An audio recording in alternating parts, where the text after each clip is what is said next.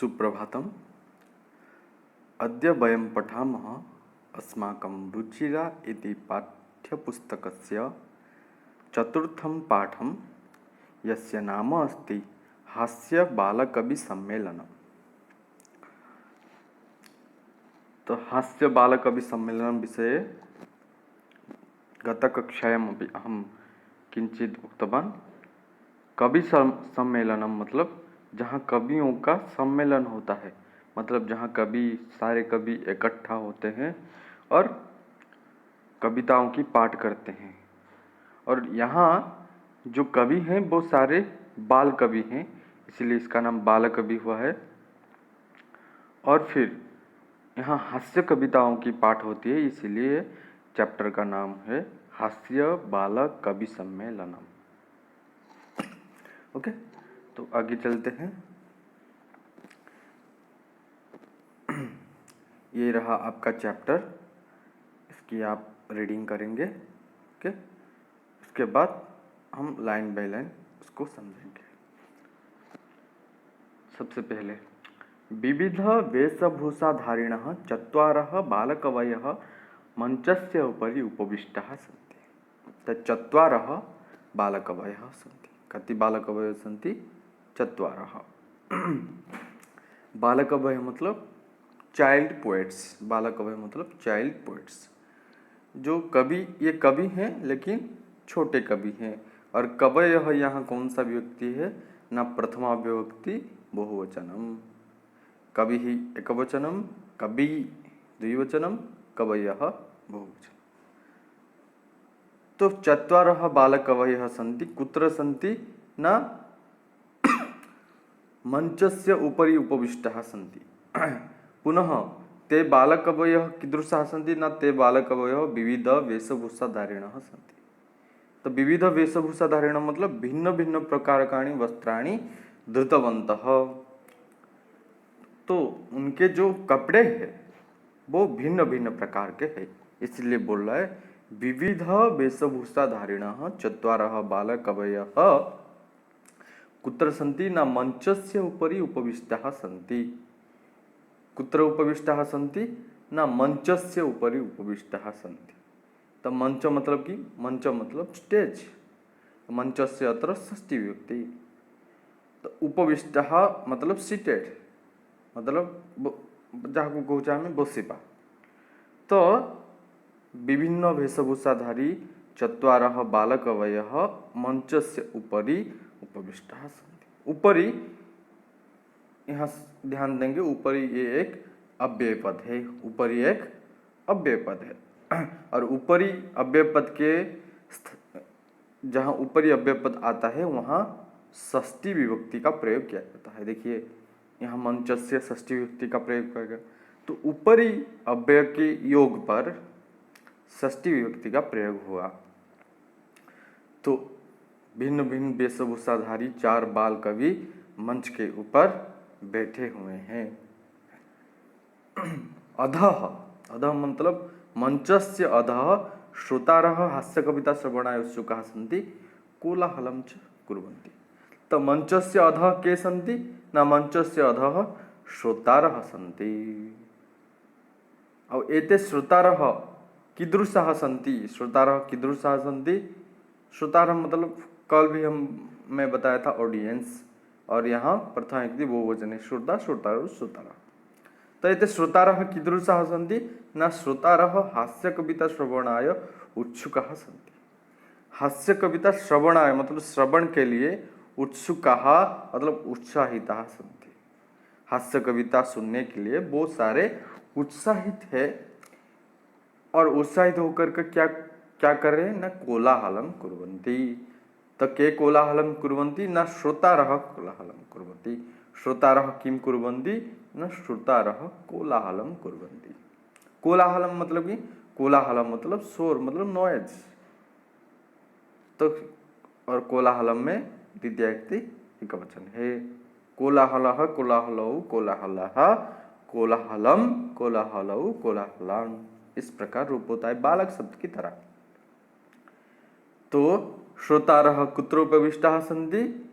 न मंचस्य मंचस्य अधः श्रोतारः कीदृशाः सन्ति न हास्य कविता श्रवणाय उत्सुकाः सन्ति किं कुर्वन्ति कोलाहलं कुर्वन्ति। ओके, ये अधः ये भी एक अव्यय पद है। यहाँ देखिए ऊपरी अधः ये दोनों अव्यय पद है और दोनों की जगह कौन सी व्यक्ति लगती है?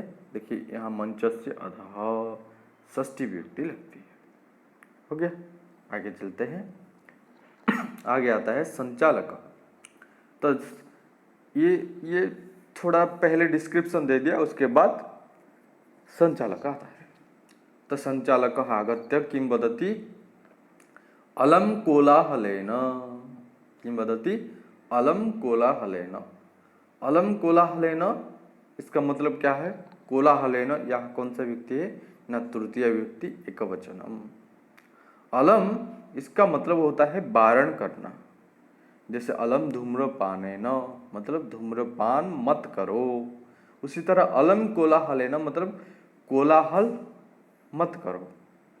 तो संचालक आगत्य वदति अलम कोलाहलेन मतलब कोलाहलः मास्तु।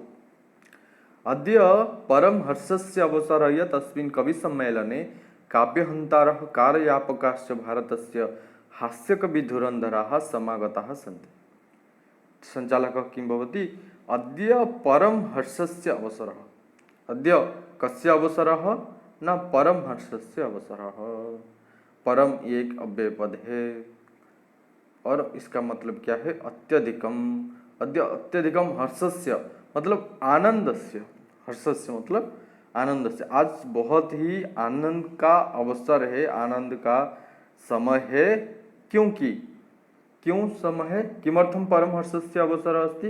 यतोहि अस्मिन् कविसम्मेलने काव्यहन्तारः कालयापकाश्च भारतस्य हास्यकविधुरन्धराः समागताः सन्ति। तो अस्मिन् कविसम्मेलने के समागताः सन्ति? न हास्यकविधुरन्धराः समागताः। ओके, कवि सम्मेलन में कौन आए हुए हैं? न हास्य कवि धुरंधर आए हुए हैं। और वो किस प्रकार के हास्य कवि धुरंधर है? न कीदृश हास्य कवि धुरंधराः न काव्यहंतारः कालयापकाश्च। काव्यहंतारः मतलब काव्यस्य विनाशकः, जो काव्य की हत्या करते हैं। मतलब काव्य का जो शैली होता है, काव्य लिखने का जो शैली होता है, अगर उस तरीके से तुम नहीं लिखोगे तो वो काव्य की हत्या हुई। तो उसी प्रकार वो काव्य की हत्या करते हैं। और कालयापकः मतलब आपका वृथा समय व्यतीत करते हैं, मतलब आप लोगों का टाइम पास करते हैं, इसलिए उनको कालयापकः भी बोलते हैं। तो ये जो हास्य कवि धुरंधर आए हैं, ये किस प्रकार के हास्य कवि धुरंधर है? न काव्यहंतारः एवं कालयापकाश्च भारतस्य हास्य कवि धुरंधराः। ओके, तो क्यों परम हर्ष का अवसर है? क्योंकि इस कवि सम्मेलन में काव्यहंता और कालयापका भारतस्य हास्य कवि धुरंधराः समागताः सन्ति।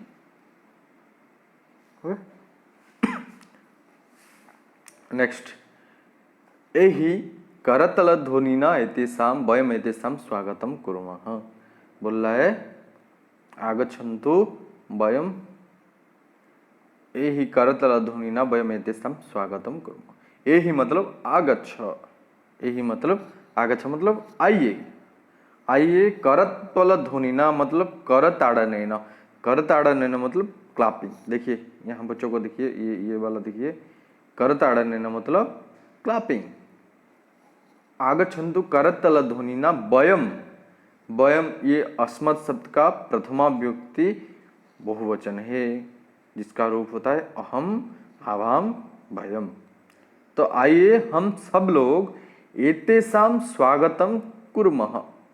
तो क्योंकि यहाँ उत्तम पुरुष अस्मत् शब्द उत्तम पुरुष का है, उत्तम पुरुष बहुवचन का है वयम, इसलिए यहाँ भी उत्तम पुरुष बहुवचन का क्रिया लगा कुर्मः, करोमि, कुर्बः, कुर्मः।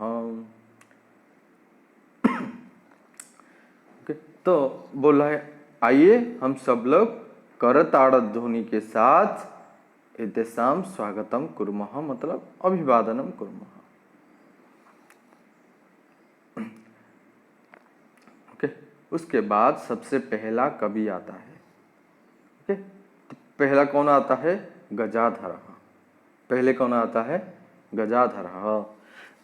गजाधर आके बोलता है सर्वेभ्यो अरसिकेभ्यो नमो नमः। क्या बोलता है? गजाधर केभ्यो नमो नमः वदति न सर्वेभ्यो अरसिकेभ्यो नमो नमः वदति। सर्वेभ्यो अरसिकेभ्यो में दो शब्द है, एक है सर्वेभ्य और दूसरा है अरसिकेभ्य। सर्वेभ्य है विशेषणम और अरसिकेभ्य है विशेष्यम। दोनों में कौन सा व्यक्ति है? चतुर्थी विभक्ति है, क्योंकि विशेष्य का जो विभक्ति होता है विशेषण का भी वही विभक्ति होता है। तो सर्वेभ्यो अरसिकेभ्यो का मतलब क्या है? ना सर्वेषाम नीरस जनानां कृते, मतलब नीरस कहले जिनके पास रस नहीं है, मतलब जिनको यहाँ बैठने की कोई इच्छा नहीं है, इंटरेस्ट नहीं है जिनका। नीरस मतलब जिनका इंटरेस्ट नहीं है। तो गजाधर बोलता है यहाँ जितने सारे लोग अनइंटरेस्टेड डिसइंटरेस्टेड पर्सन बैठे हुए हैं सबको मेरा नमस्कार। तो बताओ, अगर किसी का इंटरेस्ट यहाँ नहीं है तो वो लोग क्यों आते? नहीं ना। तो वो मजाक में बोलता है कि जितने सारे डिसइंटरेस्टेड पर्सन यहाँ बैठे हुए हैं सबको मेरा नमस्कार। तो वो मजाक में इस तरह बोलता है। कौन? गजाधर। गजाधर फिर से बोला, गजाधर केभ्यो नमो नमः वदति न सर्वेभ्यो अरसिकेभ्यो। उसके बाद बोल रहा है प्रथमम तावत् आधुनिकम वैद्यम उद्दिश्य सुखियम काव्यम श्रावयाम। तो कम उद्दिश्य गजाधर प्रथमम कम उद्दिश्य सुखियम काव्यम श्रावयति न वैद्यम उद्दिश्य। तो गजाधर सबसे पहले वैद्यम उद्देश्य, वैद्य को उद्देश्य करके लक्ष्य करके स्वकीयम काव्यम श्रावयति। स्वकीयम काव्यम के लिए स्वस्य कविता मतलब ओन पोएम। यहाँ भी बच्चों देखिए, यहाँ भी एक विशेषण है आधुनिकम वैद्यम। आधुनिकम यहाँ ये विशेषण है और वैद्यम ये विशेष्य है। उसी तरह दोनों में द्वितीय विभक्ति है। तो गजाधर आधुनिकम वैद्यम उद्देश्य, आधुनिक वैद्य को, आधुनिक मतलब जो मॉडर्न जो वैद्य होते हैं, मॉडर्न जो डॉक्टर होते हैं, उनको उद्देश्य करके अपना काव्य श्रावयामी मतलब सुना रहा है। कौन सुना रहा है? गजाधर। ओके, तो अभी बोल रहा है कौन सा उसका कविता क्या है? वैद्यराज नमस्तुभ्यं यमराज सहोदर यमस्तु हरति प्राणान् वैद्य प्राणान् धनानि च। तो गजाधर अपना जो कविता है उसको सुना रहा है कि वैद्यराज नमः तुभ्यं यमराज सहोदर यमः तु हरति प्राणान वैद्य प्राणान धनानि च। इसका अन्वय देख लेंगे तो अच्छे से समझ में आएगा। तो अन्वय क्या है? अन्वय पहले भी हम लोग अन्वय पढ़े हैं। जो गद्य रूप में होता है उसको पद्य रूप करने को हम बोलते हैं अन्वय। तो क्या है अन्वय? ना यमराज सहोदर, हे यमराज सहोदर वैद्यराज तुभ्यम नमः। यमः तु प्राणान हरति परंतु वैद्य प्राणान धनानि च हरति। ओके, तो बोल रहा है कि यमराज सहोदर वैद्यराज, बोल रहा है कि हे यमराज सहोदर वैद्यराज तुभ्यम नमः। यमराज यहाँ पर भी देखिए, ये वैद्यराज क्या है? विशेष्यम है। और यमराज क्या है? सॉरी, वैद्यराज विशेष्यम है और यमराज सहोदर विशेषण है। तो बोल रहा है यमराज सहोदर वैद्यराज। यम सहोदर मतलब क्या है? सहोदर मतलब उदरेण सह, जो तुम एक ही उदर के साथ पैदा होता है। उदर मतलब पेट, ओडिया कहले जे गोटे ही पेटरू जन्म नियंती तांको आमे कहवा सहोदर। तो एठी सहोदर मतलब भ्राता अटे। ओके, सहोदर मतलब भ्राता। तो कहते हे यमराज सहोदर, सहोदर मतलब भ्राता, यमराज मतलब हे यमराज भ्राता वैद्यराज। तो ये वैद्यराज को यमराज सहोदर बोली कह जाए। ओके, ये वैद्यराज को यमराज सहोदर बोली कह जाए। कहीं कह जाए आगु। तो ये कहले हे यमराज सहोदर वैद्यराज तुभ्यम नमः, मतलब तुमको मोर नमस्कार। कहीं ना यमः तु प्राणान हरति, यमः तु प्राणान हरति, यमः किम करोति न यमः प्राणान हरति, किंतु वैद्यः किम किम हरोति, वैद्यः प्राणान धनानि च हरति। यमः तो केवलं प्राणानि एव हरति, केवल प्राणहरणं करोति, परंतु वैद्यः प्राणहरणं करोति एवं धनहरणं करोति। तो अस्मिन् काव्ये वैद्यस्य परिहासं करोति गजाधर। अत्र कविः गजाधर कविः वैद्यस्य परिहासं करोति। कथं प्रकारेण? यतोहि अतः वैद्यं यमराज सहोदर इति वदति, क्योंकि दोनों भाई हम देखते हैं प्राय लगभग दोनों भाई एक ही काम करते हैं। ओके, क्योंकि दोनों को एक ही क्या मिलता है, एक ही परवरिश मिलता है, इसलिए लगभग दोनों का काम एक ही प्रकार होता है। तो जैसे यमराज भी प्राण हरण करता है और वैद्यराज भी प्राण हरण करता है, इसलिए वैद्यराज को यमराज की भ्राता यहाँ कवि कहते हैं। और एक कारण क्या है, क्योंकि उनको उनका बड़ा भाई कहते हैं। यहाँ गौर कीजिए, वैद्यराज को यमराज की बड़ा भाई कहते हैं, क्योंकि यमराज तो सिर्फ प्राण हरण करते हैं, लेकिन वैद्यराज प्राण के साथ धन का भी हरण करते हैं। देखिए यहाँ देखिए, यमः मृत्यु देवता अस्ति वयं जानीमः, वैद्यः तादृशः वा, वैद्य क्या उस प्रकार है? नहीं, इतोपि अग्रे अस्ति, वैद्य तो इसके आगे है। कैसे? क्योंकि कदाचित वैद्य से चिकित्सा कारणात् रोगी मरण प्राप्त होती। वैद्य की चिकित्सा के कारण, अभी अगर हम डॉक्टर के पास जाते हैं, कभी कभी वहाँ इलाज के वक्त हमारी मृत्यु हो जाती है, लेकिन तथापि वैद्य धन तो अवश्य स्वीकरोति। अभी यमराज अगर हमारी प्राण का हरण करते हैं तो वो पैसा नहीं लेते, लेकिन वैद्यराज प्राण का हरण भी करते हैं और पैसा भी, धन भी लेते हैं, इसलिए उनको उनका भाई कहा गया है। ओके, फिर से एक बार बोल रहा हूँ, यहाँ कवि बोलते हैं हे यमराज सहोदर वैद्यराज। तो यमराज सहोदर कः अस्ति न वैद्यराज अस्ति। तो हे यमराज सहोदर वैद्यराज तुभ्यम नमः, तुम्हें मेरा नमस्कार। क्योंकि यमः तु प्राणान हरति, यमः किम हरोति न यमः प्राणान हरति, वैद्यः किम किम हरोति, वैद्यः प्राणान धनानि च हरति, सर्वे उच्च ही हसन्ति।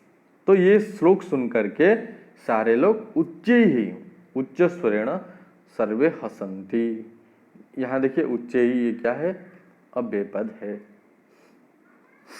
उसके बाद दूसरा कवि हमारा आता है जिसका नाम है कालांतकः।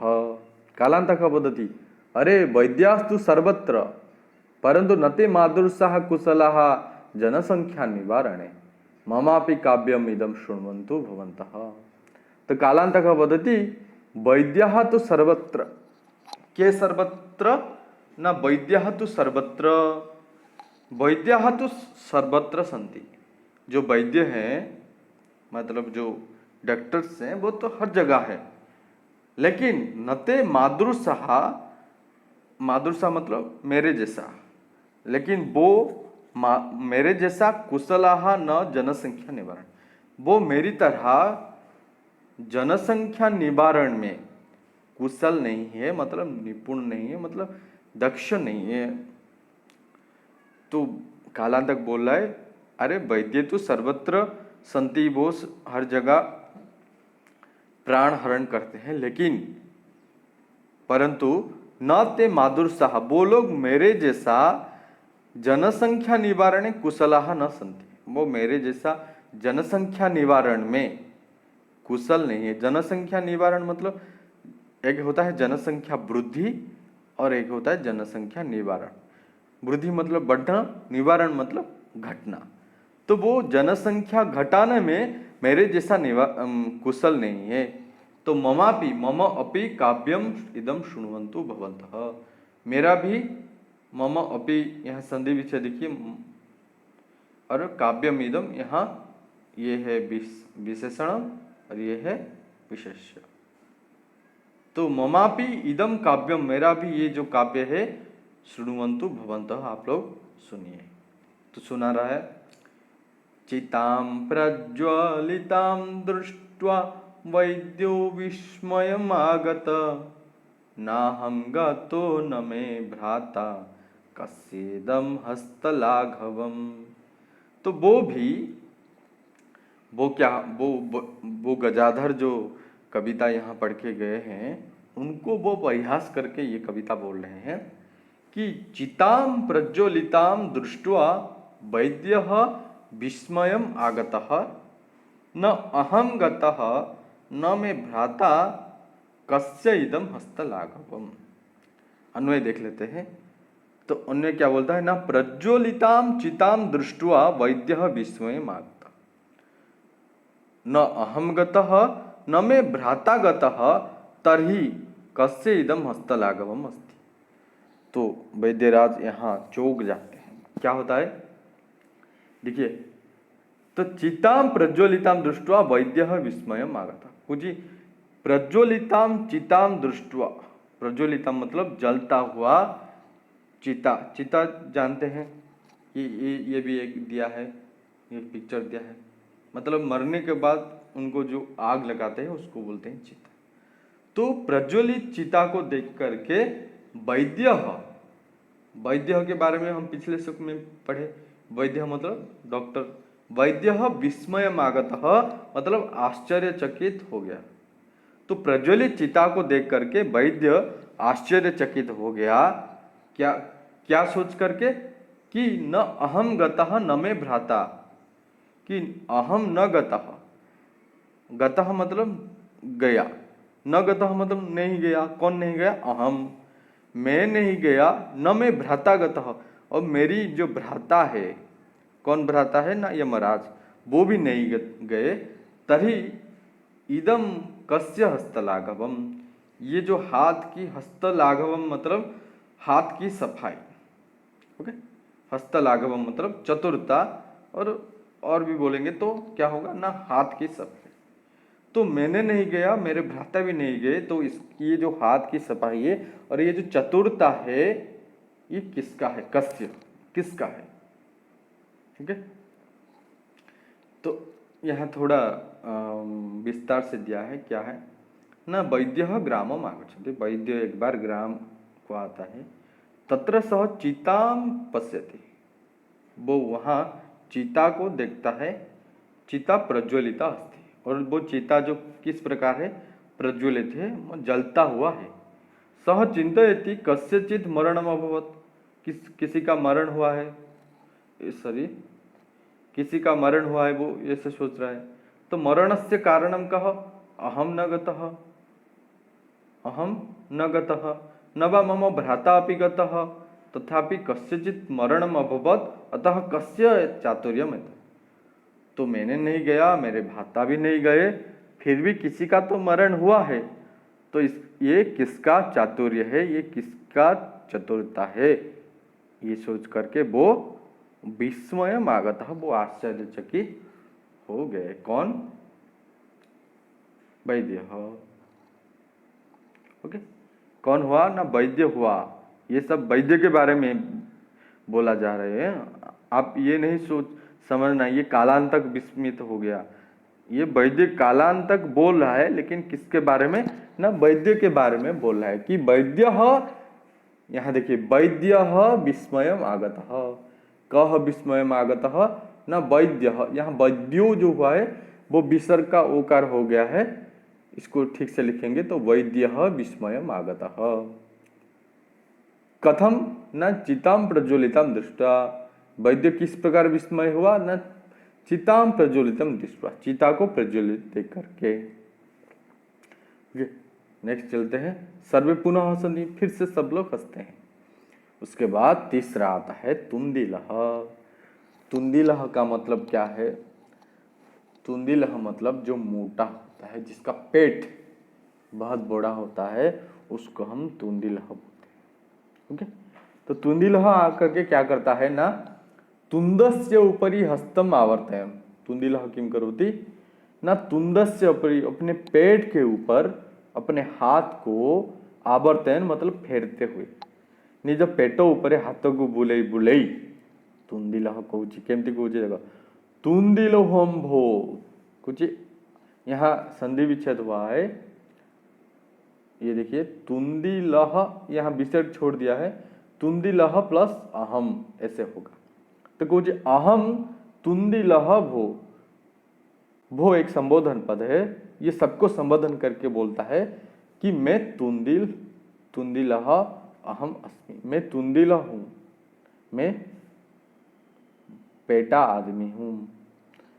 ममापि इदम काव्यम श्रूयताम जीवने धारिताम च, मेरा भी ये काव्य आप लोग सुनिए एवं जीवने धारिताम, अपने जीवन में इसका धारण कीजिए। किम श्रूयताम तरी, किम श्रूयताम ना काव्यम श्रूयताम एवं जीवने तस्य धारणम क्रियताम, तो क्या है ना परा, तो क्या बोल रहा है, परान्नम प्राप्य दुर्बुद्धे मां शरीरे दयाम कुरु, परान्नम दुर्लभम लोके शरीराणि पुनः पुनः। तो क्या बोल रहा है कि परान्नम प्राप्य दुर्बुद्धे मां शरीरे दयाम कुरु, परान्नम दुर्लभम लोके शरीराणि पुनः पुनः। तो अन्वय देखेंगे यहाँ, तो बोल रहा है तुंदिला, हे दुर्बुद्धे परान्नम प्राप्य शरीरे दयाम मां कुरु, यतोहि अस्मिन् लोके परान्नम दुर्लभम अस्ति, शरीराणि तो पुनः पुनः भवन्ति। ओके, तो क्या बोल रहा है तुंदिला, हे दुर्बुद्धे, यहाँ दुर्बुद्धि शब्द का ये संबोधन पद है। ओके, दुर्बुद्धि शब्द का ये संबोधन पद है, दुर्बुद्धि मतलब मूर्ख एवं दुर्बुद्धे ये संबोधन पदम है।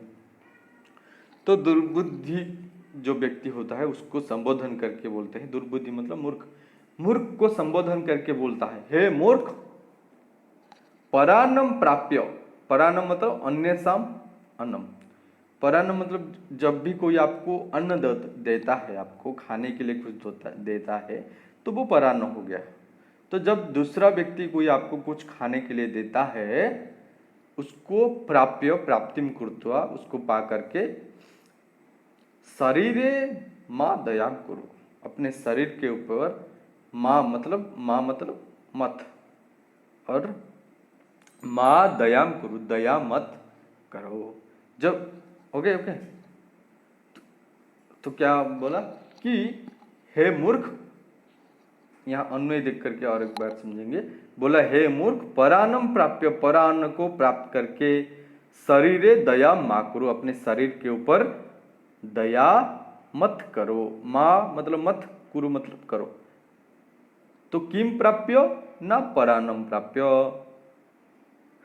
शरीरे किम मा करो, शरीरे दया मा करो, तो परान्न को प्राप्त करके शरीर के ऊपर दया मत करो। ओके, फिर बोला है यहाँ और एक बार विस्तार से बोला गया है कि हे मूर्ख यदा अन्येषाम अन्नम प्राप्नोति तदा शरीरस्य आरोग्य विषय चिंता मा करोतु। क्यों? क्योंकि परान्नम दुर्लभम लोके, क्योंकि परान्नम दुर्लभम लोके, अस्मिन लोके अस्मिन संसारे परान्न परेशान अन्नम, दूसरों का अन्न दूसरों का खाना दुर्लभम भवति, बहुत ही दुर्लभ होता है, क्योंकि आजकल की दुनिया में कोई किसी को खाना मुफ्त में नहीं देता है, इसलिए वो दुर्लभ है। और शरीराणि तो पुनः पुनः भवन्ति, और शरीर तो पुनः पुनः होते हैं। आज ठीक है, आज अगर खराब है तुम्हारा शरीर, कल ठीक हो जाएगा। तो शरीर के ऊपर दया नहीं करनी चाहिए। तो बोला अस्मिन् लोके अन्येषां भोजनम कष्टेन लभ्यते, दूसरों का जो भोजन है वो बहुत ही कष्ट से मिलता है, इसीलिए उसको दुर्लभ बोला गया। तो अस्मिन् लोके किम दुर्लभम अस्ति, न परान्नम दुर्लभम अस्ति, और कानि पुनः पुनः भवन्ति, न शरीराणि पुनः पुनः भवन्ति। तो शरीरम तो बारंबारम प्राप्तुम शक्नुमः, अर्थात औषधम स्वीकृत्य समीकर्तुम शक्नुमः। तो जो शरीर है उसको हम बार बार उसको पा सकते हैं। मतलब अगर तुम्हारा शरीर बिगड़ जाता है तो तुम उसको ठीक कर सकते हो औषध के साथ। इसीलिए अन्वय के साथ देखेंगे और एक बार कि हे दुर्बुद्धे, हे मूर्ख, परानम प्राप्य शरीरे दया मा करो, परान को प्राप्त करके अपने शरीर के ऊपर दया मत करो। यह तो हुई क्योंकि अस्मिन लोके परानम दुर्लभम अस्ति, क्योंकि इस लोक में परान दुर्लभ है। शरीराणि तो पुनः पुनः भवन्ति, और शरीर जो है वो पुनः पुनः बार बार वो ठीक होता है। तो कुत्र दया मा कुरु, शरीरे दया मा कुरु। किम दुर्लभम अस्ति, परान्नम दुर्लभम अस्ति, कानि पुनः पुनः भवन्ति, शरीराणि पुनः पुनः भवन्ति। ओके, तो आगे चलते हैं। सर्वे पुनः अट्टहासम कुर्वन्ति, मतलब फिर से सारे लोग जोर से हंसते हैं। उसके बाद लास्ट जो कवि है वो आता है जिसका नाम है चार्वाकः। चार्वाकः वदति आमाम शरीरस्य पोषणं सर्वथा उचितमेव, यदि धनं नास्ति तदा ऋणं कृत्वापि पौष्टिक पदार्थः एव भोक्तव्यः। तो जो अभी बोला था क्या तुंदिलः, तो ये चार्वाक उससे और एक कदम आगे चला जाता है और क्या बोलता है कि शरीरस्य पोषणं सर्वथा उचितमेव। कस्य पोषणं, न शरीरस्य पोषणं सर्वथा उचितम, मतलब उचितम मतलब योग्यम, पोषणम मतलब पता है, मतलब नॉरिशमेंट, संवर्धनम जिसको बोलते हैं, मतलब उसको अच्छा सा खाना देना, शरीर को अच्छा सा खाना मिलना पोषण होता है। तो शरीरस्य पोषणम, शरीर का पोषण सर्वथा उचित है। यदि धनम नास्ति, यदि धन नहीं है, तदा कथम भोजनम करणीयम, तदा ऋणम कृत्वापि पौष्टिक पदार्थः एव भोक्तव्यः, तदा ऋणम कृत्वापि भोजनम करणीयम। तब ऋण करके, ऋण पता है सबको, उधार जिसको बोलते हैं, तब उधार में पैसा लेकर के पौष्टिक पदार्थः एव भोक्तव्यः, मतलब खाना चाहिए। अगर तुम्हारे पास पैसा नहीं है तो कथम भोजनम करणीयम, ना ऋणम कृत्वा भोजनम करणीयम। तो क्या बोलते हैं आगे, तथा कथयति चार्वाक कवि, उस पर चार्वाक कवि बोलते हैं यावत जीवेत सुखम जीवेत ऋणम कृत्वा घृतम पिबेत। मतलब यावत जीवेत, जब तक जीते हो, सुखम जीवेत, सुख से जियो, ऋणम कृत्वा घृतम पिबेत, और ऋण करके घी पीनी चाहिए। देखिए यहाँ यावत मतलब जब तक, जीवित यहाँ विधिलिंग नकार प्रथम पुरुष एक वचन है जिसका मतलब है जीवनम करणीयम, और घृतम मतलब घी जो मैंने बोला अभी, पिबेत मतलब पानम करणीयम मतलब पीना चाहिए।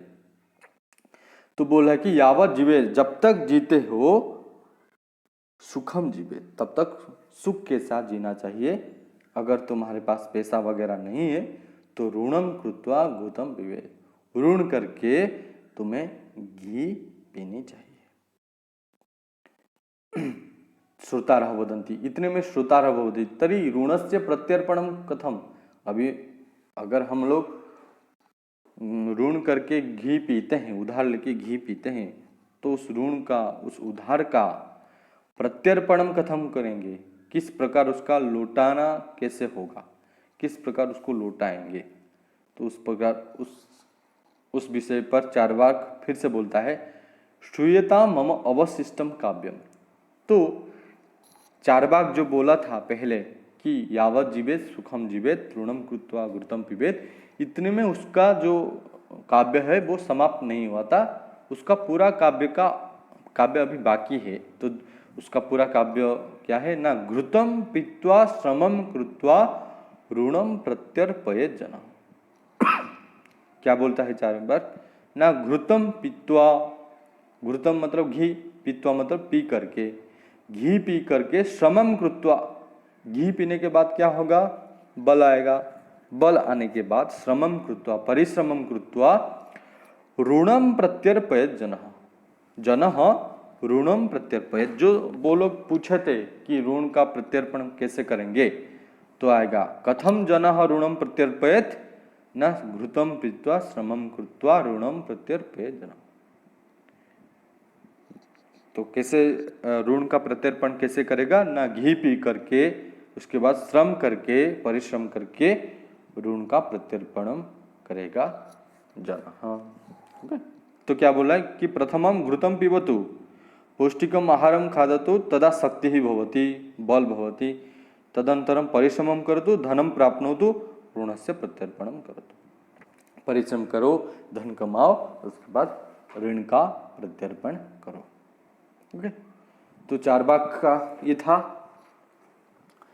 उसके बाद आगे क्या होता है ना, काव्य पठनेन काव्य पाठ श्रवणेन तत्प्रेरितः एकः बालकोऽपि आशु कवितां रचयति हास्यपूर्वकं च श्रावयति। तो ये जो चल रहा था काव्य पाठ श्रवण, उससे उत्प्रेरित, उससे प्रेरित होकर के एक बालकः अपि आशु कवितां रचयति। आशु कविता मतलब जिसको बोलते हैं एक्सटेम्पर पोइम। अब आप लोगों का एक आशु भाषण होता है, एक्सटेम्पर डिबेट, तो ये होता है आशु कविता मतलब झट से पोएम बनाना, झट से कविता बनाना, उसको बोलते हैं आशु कविता। तो एक बालक आशु कविता रचयति रचनाम करोति एवं हास्यपूर्वकम श्रावयति, हास्यपूर्वक उसको सुनाता है। तो बालक किम रचयति न आशु कविता रचयति, कथम श्रावयति किस प्रकार सुनाता है, न हास्यपूर्वकम श्रावयति। तो क्या है कविता, श्रूयताम श्रूयताम भो ममापि काव्यम, मेरा भी काव्य सुनिए। गजाधारम कविं चैव तुंदिलं भोज्यलोलुपम कालांतकं तथा वैद्यम चार्वाकं च नमाम्यहम्। तो क्या है ना, बोला है अहम कविं गजाधरम भोज्यलोलुपम तुंदुलं चैव कालांतकं वैद्यम तथा चार्वाकं च नमामि। तो अहम नमामि, मैं नमस्कार करता हूँ, मैं प्रणाम करता हूँ। किसको, पहला बोला कविम गजाधरम, दूसरा भोज्यलोलुपम तुंदिलम चैव, तीसरा कालांतकम वैद्यम, चौथा चार्वाकम च।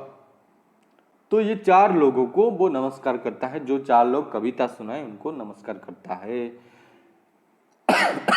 देखिए, तो अहम कम नमामि, अहम गजाधरम नमामि। तो सबको वो नमस्कार करता है एक एक करके। ओके, किस किस को ना, पहले बोला गजाधरम कवि, गजाधर कवि को नमस्कार करता है। फिर से तुंदिलम भोज्य लोलुपम, भोज्य लोलुपम मतलब लोलुप मतलब अति इच्छुक, बा जिसको बोलेंगे लोभी। वो जो तुंदिल था वो खाने पीने की बात करता था, इसीलिए उसको लोलुप मतलब लोभी कहा गया है। किसमें लोभी है वो, भोजन में। तो आएगा कह भोज्य लोलुप न तुंदिल भोज्य लोलुप। तो वो भोज्य लोलुपम तुंदिलम, भोज्य लोलुप तुंदिल को, कालांतकम वैद्यम, जो कालांतक वैद्य था उसको, एवं चारवाक को नमस्कार करता है। ये चारों लोगों को इस प्रकार वो नमस्कार करता है वो बेटा। ओके, तो बालक यहाँ देखिए अर्थ दिया गया है, बालक कविम गजाधरम भोजनस्य अति इच्छुकम तुंदिलम कालांतकम वैद्यम तथा च दार्शनिकम चार्वाकम नमस्करोति, नमस्कार करता है। ओके, ये था। उसके बाद काव्यम श्रावयित्वा हा हा हा इति कृत्वा हसति अन्ये चापि हसन्ति सर्वे गृहं गच्छन्ति। तो वो काव्यम श्रावयित्वा, काव्य सुना करके वो हा हा हा इति कृत्वा हसति, कौन, बालकः।